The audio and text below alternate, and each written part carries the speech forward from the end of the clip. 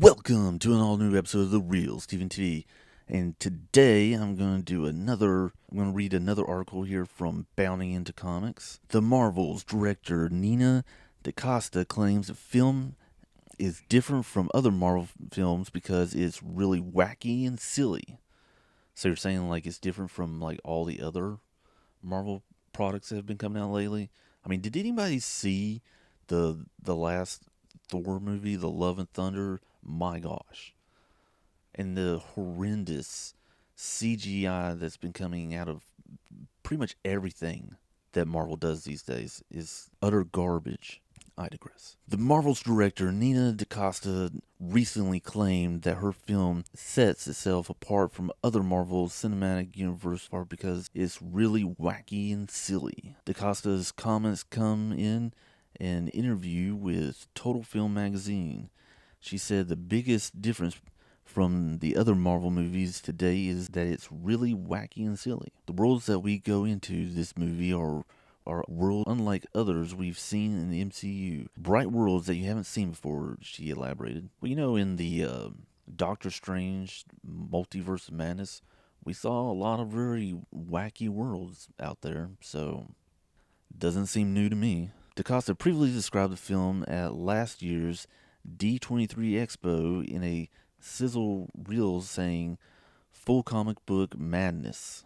As for her claims that the film is wacky and silly, the first teaser trailer made that abundantly clear.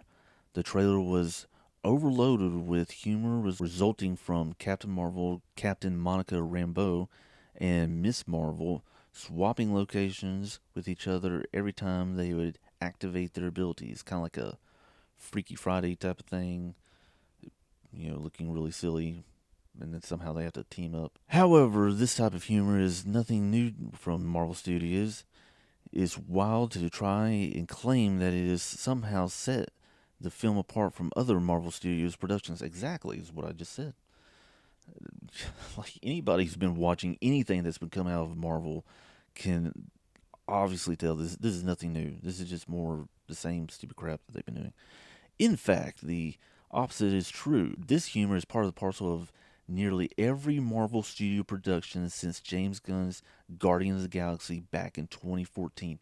Now, it worked for James Gunn's Guardians of the Galaxy. It made it fun. It was something different. But then everybody else is like, oh, let's do the same thing, because it was successful for Guardians. But just because it was successful for Guardians doesn't mean that every other single movie has to do the same stupid thing.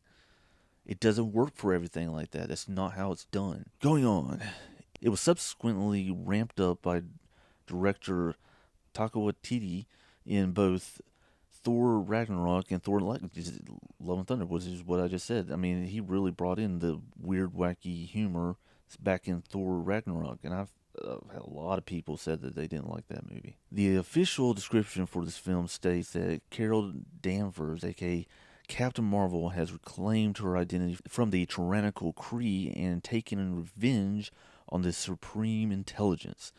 By the unintended consequence, see Carol shouldering the burden of a destabilized universe. When her duties send her to an anomalous wormhole linked to a Kree revolutionary, her powers become entangled with that of Jersey City superfan Kamala Khan, aka Miss Marvel, and Carol's estranged niece, now Saber astronaut Captain Monica Rambeau. Together, this unlikely trio must team up and learn to work in concert to save the universe as the Marvels. The film stars Brie Larson, Tainana Paris, Iman Valanai, I guess, maybe. Okay, there's a lot of weird words here. It stars a lot of these people. You can see on the screen.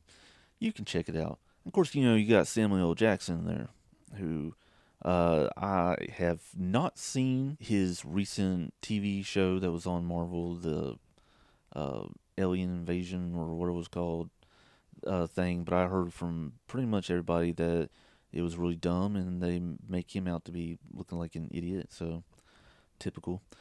The Marvels arrive in theater on November 10th, 2023. So, that's interesting. It just like pretty much everything else that Marvel is producing, it just sounds stupid. And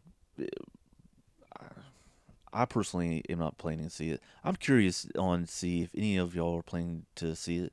Do any of y'all even watch any of the Marvel stuff that's coming out from Disney? Do you kind of wish at this point that they would just kind of scrap everything and just start over from the beginning? Heck, I heard again from that. Okay, I think it was called Secret Invasion, the thing that Samuel L. Jackson's character of Nick Fury, that there was a character like at the end of it, one of the was it the Creed or Scroll? I forget which one. Ended up getting like the DNA from like all the different heroes and stuff, and now is some super individual with like every single person's power. But the weird thing is, some of the people's powers are learnt abilities, not just something that's just something a part of them or something that they got from whatever. And some of them they're not necessarily have power. They're just born naturally tough or strong or whatever it might be. And like one of them, it showed a picture of Drex, of the woman, her arm turning into like Drex's arm with his tattoos and stuff. How does the DNA cause her to have tattoos all of a sudden? That doesn't make sense. Okay, but anyways, I could go on with this and how mind-numbingly annoying and stupid it sounds. But I'd like to know what y'all think about all this kind of stuff. Leave a comment down below. Make sure you like, share, and subscribe. Hit that notification bell, and I will catch all y'all next time.